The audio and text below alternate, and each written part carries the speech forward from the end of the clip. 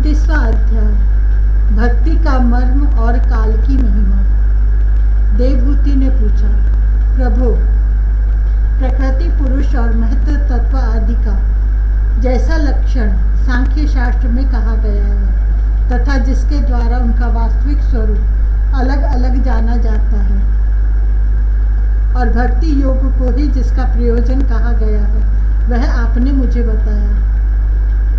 अब कृपा करके भक्ति योग का मार्ग मुझे विस्तार पूर्वक बताइए। इसके सिवा जीवों की जन्म मरण रूपा अनेक प्रकार की गतियों का भी वर्णन कीजिए, जिनके सुनने से जीव को सब प्रकार की वस्तुओं से वैराग्य होता है, जिसके भय से लोग शुभ कर्मों में प्रवृत्त होते हैं, और जो ब्रह्मादि का भी शासन करने वाला है, उस सर्व समर्थ काल का स्वरूप भी आप मुझसे कहिए।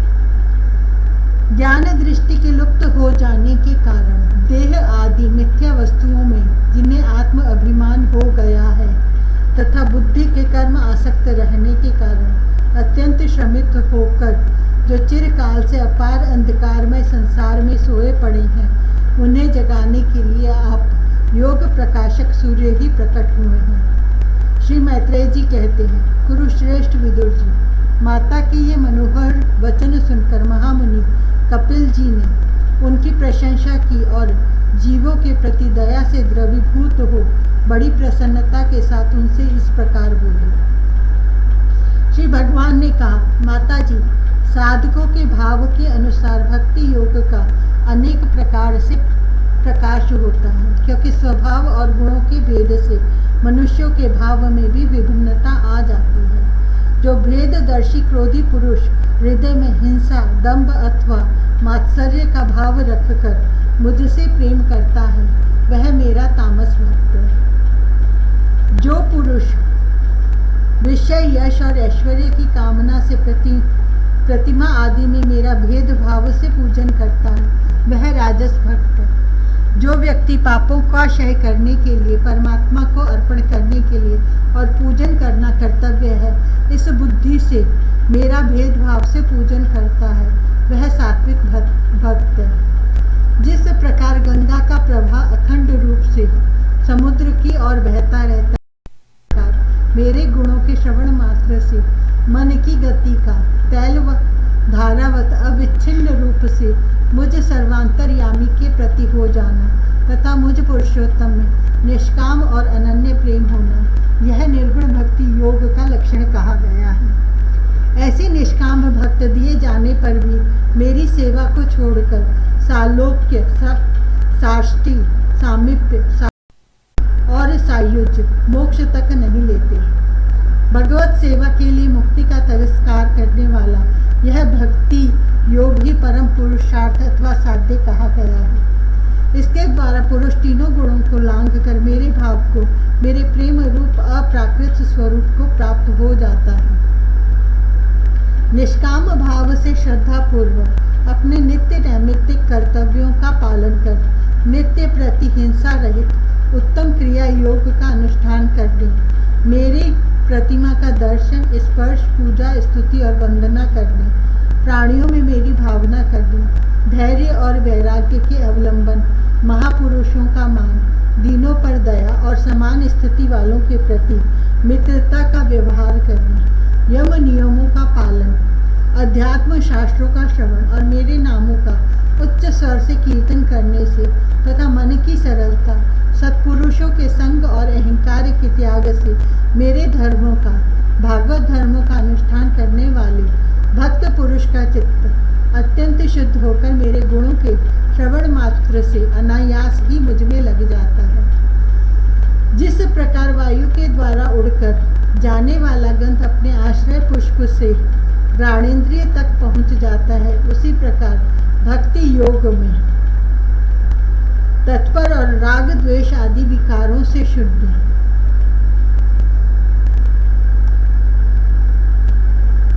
चित्त परमात्मा को प्राप्त कर लेता है। मैं आत्मा रूप से सदा सभी जीवों में स्थित हूँ, इसलिए जो लोग मुझ सर्वभूत स्थित परमात्मा का अनादर करके केवल प्रतिमा में ही मेरा पूजन करते हैं, उनकी वह पूजा स्वांग मात्र है। मैं सबका आत्मा परमेश्वर सभी भूतों में स्थित हूँ।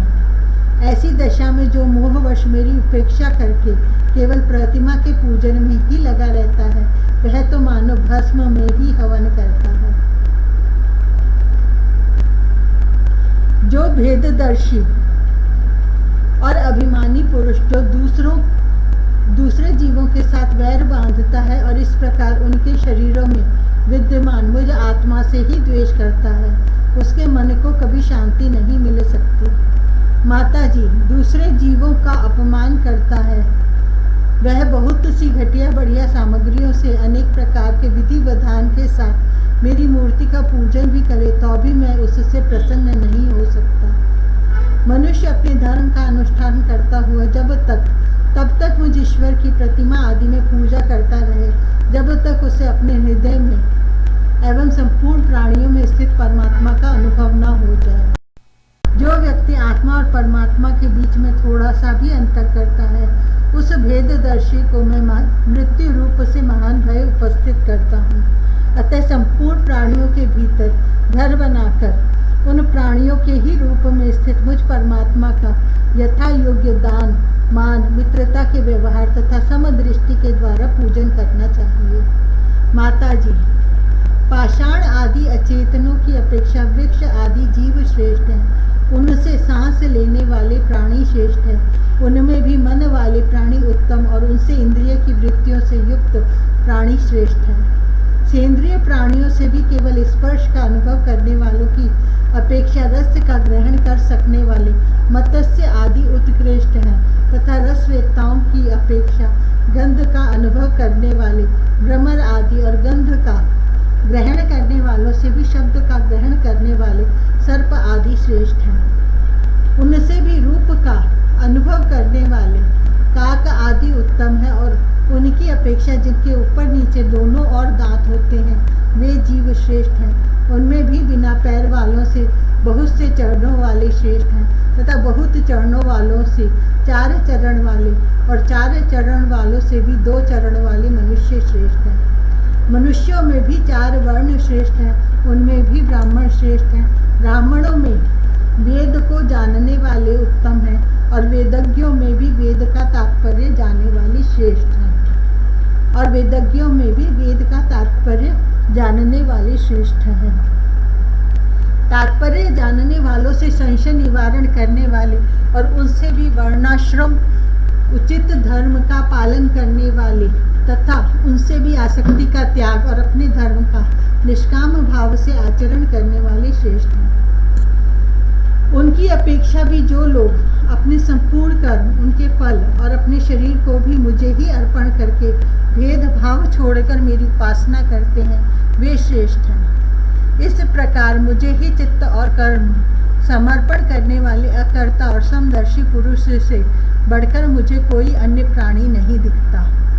अतः यह मानकर कि जीव रूप अपने अंश से साक्षात भगवान ही सब में अनुगत है, इन समस्त प्राणियों को बड़े आदर के साथ मन से प्रणाम करें। माता जी, इस प्रकार मैंने तुम्हारे लिए भक्ति योग और अष्टांग योग का वर्णन किया। इनमें से एक का भी साधन करने से जीव परम पुरुष भगवान को प्राप्त कर सकता है।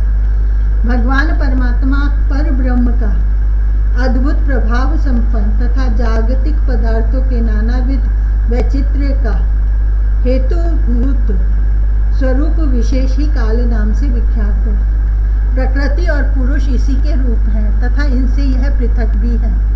नाना प्रकार के कर्मों का मूल अदृष्ट भी यही है तथा इसी से महत तत्व आदि के अभिमानी भेददर्शी प्राणियों को सदा भय लगा रहता है। जो सबका आश्रय होने के कारण समस्त प्राणियों में अनुप्रविष्ट होकर भूतों द्वारा ही उनका संहार करता है, वह जगत का शासन करने वाले ब्रह्मा आदि का भी प्रभु भगवान काल ही यज्ञों का फल देने वाला विष्णु है। इसका न तो कोई मित्र है, न कोई शत्रु और न तो कोई सगा संबंधी ही है। यह सर्वदा सजग रहता है और अपने स्वरूप भूत श्री भगवान को भूलकर भोग रूप प्रमाद में पड़े हुए प्राणियों पर आक्रमण करके उनका संहार करता है। इसी के भय से वायु चलता है, इसी के भय से सूर्य तपता है, इसी के भय से इंद्र वर्षा करते हैं और इसी के भय से तारे चमकते हैं। इसी से भयभीत होकर औषधियों के सहित लताएं और सारी वनस्पतियां समय समय पर फल फूल धारण करती हैं। इसी के डर से नदियां बहती हैं और समुद्र अपनी मर्यादा से बाहर नहीं जाता। इसी के पानी प्रज्वलित होती है और पर्वतों के सहित पृथ्वी जल में नहीं डूबती। इसी के शासन से यह आकाश जीवित प्राणियों को श्वास प्रश्वास के लिए अवकाश देता है और महत तत्व अहंकार रूप शरीर का 7 आवरणों से युक्त ब्रह्मांड के रूप में विस्तार करता है। इस काल के ही भय से सत्व आदि गुणों के नियामक विष्णु आदि देवगण, जिनके अधीन यह सारा चराचर जगत है, अपने जगत रचना आदि कार्यों में युग क्रम से तत्पर रहते हैं। यह अविनाशी काल स्वयं अनादि किंतु दूसरों का आदि करता उत्पादक है तथा स्वयं अनंत होकर भी दूसरों का अंत करने वाला है। यह पिता से पुत्र की उत्पत्ति कराता हुआ सारे जगत की रचना करता है और अपनी संहार शक्ति मृत्यु के द्वारा यमराज को भी मरवाकर इसका अंत कर देता है।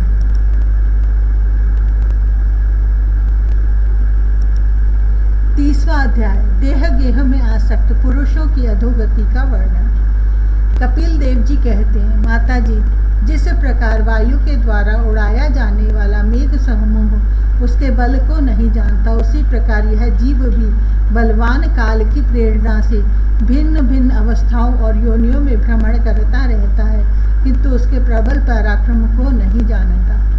जीव सुख की अभिलाषा से जिस जिस वस्तु को बड़े कष्ट से प्राप्त करता है, उसी उसी को भगवान काल भी नष्ट कर देता है, जिसके लिए उसे बड़ा शोक होता है। इसका कारण यही है कि यह मंदमती जीव अपने इस नाशवान शरीर तथा उसके संबंधियों के घर खेत और धन आदि को मोहवश नित्य मान लेता है। इस संसार में यह जीव जिस जिस योनि में जन्म लेता है, उसी उसी में आनंद मानने लगता है और उससे विरक्त नहीं होता।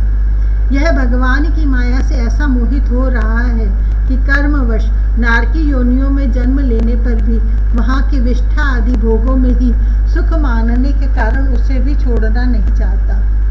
यह मूर्ख अपने शरीर, स्त्री, पुत्र, गृह, पशु, धन और बंधु बांधवों में अत्यंत आसक्त होकर उनके संबंध में नाना प्रकार के मनोरथ करता हुआ अपने को बड़ा भाग्यशाली समझता है। इनके पालन पोषण की चिंता से इसके संपूर्ण अंग जलते रहते हैं, तथापि दुर्वासनाओं से दूषित हृदय होने के कारण यह मूढ़ निरंतर इन्हीं के लिए तरह तरह के पाप करता रहता है। कुल्लटा स्त्रियों के द्वारा एकांत में संभोग आदि के समय प्रदर्शित किए हुए कपटपूर्ण प्रेम में तथा बालकों की मीठी मीठी बातों में मन और इंद्रियों के फंस जाने से गृहस्थ पुरुष घर के दुख प्रधान कपटपूर्ण कर्मों में लिप्त हो जाता है। उस समय बहुत सावधानी करने पर यदि उसे किसी प्रकार दुख का प्रतिकार करने में सफलता मिल जाती है, तो उसे ही वह सुख सा मान लेता है। जहाँ तहाँ से भयंकर हिंसा वृत्ति के द्वारा धन संचय कर यह ऐसे लोगों का पोषण करता है जिनके पोषण से नरक में जाता है। स्वयं तो उनके खाने पीने से बचे हुए अन्न को ही खाकर रहता है। बार बार प्रयत्न करने पर भी जब इसकी कोई जीविका नहीं चलती, तो यह लोभवश अधीर हो जाने से दूसरे के धन की इच्छा करने लगता है। जब मंद भाग्य के कारण इसका कोई प्रयत्न नहीं चलता और यह मंद बुद्धि धनहीन होकर कुटुंब के भरण पोषण में असमर्थ हो जाता है, तब अत्यंत दीन और चिंतातुर होकर लंबी लंबी सांसें छोड़ने लगता है। इसे अपने पालन पोषण में असमर्थ देखकर वे स्त्री पुत्र आदि इसका पहले के समान आदर नहीं करते। जैसे कृपण किसान बूढ़े बैल की उपेक्षा कर देते हैं, फिर भी इसे वैराग्य नहीं होता। जिन्हें उसने स्वयं पाला था, वे ही अब उसका पालन करते हैं। वृद्धावस्था के कारण इसका रूप बिगड़ जाता है, शरीर रोगी हो जाता है, अग्नि मंद पड़ जाती है, भोजन और पुरुषार्थ दोनों ही कम हो जाते हैं। यह मरणोन्मुख होकर घर में पड़ा रहता है और कुत्ते की भांति स्त्री पुत्र आदि के अपमान पूर्वक दिए हुए टुकड़े खाकर जीवन निर्वाह करता है।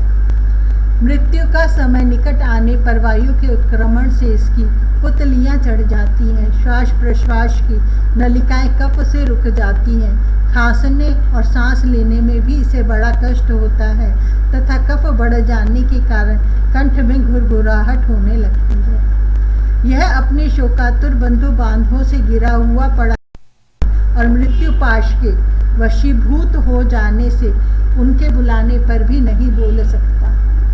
इस प्रकार जो मूढ़ पुरुष इंद्रियों को न जीत कर निरंतर कुटुंब पोषण में ही लगा रहता है, वह रोते हुए स्वजनों के बीच अत्यंत वेदना से अचेत होकर मृत्यु को प्राप्त होता है। इस अवसर पर उसे लेने के लिए अति भयंकर और रोष युक्त नेत्रों वाले जो 2 यमदूत आते हैं, उन्हें देखकर वह भय के कारण मलमूत्र कर देता है। वे यमदूत उसे यातना देह में डाल देते हैं और फिर जिस प्रकार सिपाही किसी अपराधी को ले जाते हैं, उसी प्रकार उसके गले में रस्सी बांधकर बलात्कार से यमलोक की लंबी यात्रा में उसे ले जाते हैं। उनकी घुड़कियों से उसका हृदय फटने और शरीर कांपने लगता है। मार्ग में उसे कुत्ते नोचते हैं। उस समय अपने पास करके वह व्याकुल हो उठता है। भूख प्यास उसे बेचैन कर देती है तथा घाम दावानल और लुओं से वह तप जाता है। ऐसी अवस्था में जल और विश्राम स्थान से रहित उस तप्त बालुकामय मार्ग में जब उसे एक पग आगे बढ़ने की भी शक्ति नहीं रहती, यमदूत उसकी पीठ पर कोड़े बरसाते हैं, तब बड़े कष्ट से उसे चलना ही पड़ता है। वह जहाँ तहाँ थक कर गिर जाता है, मूर्छा आ जाती है, चेतना आने पर फिर उठता है। इस प्रकार अति दुखमय अंधेरे मार्ग से अत्यंत क्रूर यमदूत उसे शीघ्रता से यमपुरी को ले जाते हैं। यमलोक का मार्ग 99,000 योजन है। इतने लंबे मार्ग को 2 ही 3 मुहूर्त में तय करके वह नरक में तरह तरह की यातनाएं भोगता है। वहाँ उसके शरीर को धधकती लकड़ियों आदि के बीच में डालकर जलाया जाता है। कहीं स्वयं और दूसरों के द्वारा काट काट कर उसे अपना ही मांस खिलाया जाता है। यमपुरी के कुत्तों अथवा गिद्धों द्वारा जीते जी उसकी आंतें खींची जाती हैं। सांप, बिच्छू और डांस आदि डसने वाले तथा डंक मारने वाले जीवों से शरीर को पीड़ा पहुंचाई जाती है। शरीर को काटकर टुकड़े टुकड़े किए जाते हैं। उसे हाथियों से चिरवाया जाता है, पर्वत शिखरों से गिराया जाता है अथवा जल या गड्ढे में डालकर बंद कर दिया जाता है। ये सब यातनाएं तथा इसी प्रकार तामिस्त्र, अंध तामिस्त्र एवं रौरव आदि नरकों की और भी अनेकों यंत्रणाएं स्त्री हो या पुरुष उस जीव को पारस्परिक संसर्ग से होने वाले पाप के कारण भोगनी ही पड़ती है। माताजी, कुछ लोगों का कहना है कि स्वर्ग और नरक तो इसी लोक में है, क्योंकि जो नारकी यातनाएं हैं वे यहाँ भी देखी जाती हैं। इस प्रकार अनेक कष्ट भोग कर अपने कुटुंब का ही पालन करने वाला तथा केवल अपना ही पेट भरने वाला पुरुष उन कुटुंब और शरीर दोनों को यहीं छोड़कर मरने के बाद अपने किए हुए पापों को ऐसा फल भोगता है। अपने इस शरीर को यहीं छोड़कर प्राणियों से द्रोह करके एकत्रित किए हुए पाप रूप पाथेय को साथ लेकर वह अकेला ही नरक में जाता है। मनुष्य अपने कुटुंब का पेट पालने में जो अन्याय करता है, उसका देव विहित कुफल वह नरक में जाकर भोगता है। उस समय वह ऐसा व्याकुल होता है मानो उसका सर्वस्व लुट गया हो। जो पुरुष निरी पाप की कमाई से ही अपने परिवार का पालन करने में व्यस्त रहता है, वह अंध तामिस्त्र नरक में जाता है, जो नरकों में चरम सीमा का कष्टप्रद स्थान है। मनुष्य जन्म मिलने के पूर्व जितनी भी यातनाएं हैं तथा शुकर कुकर आदि योनियों के जितने कष्ट हैं, उन सबको क्रम से भोग कर शुद्ध हो जाने पर वह फिर मनुष्य योनि में जन्म लेता है।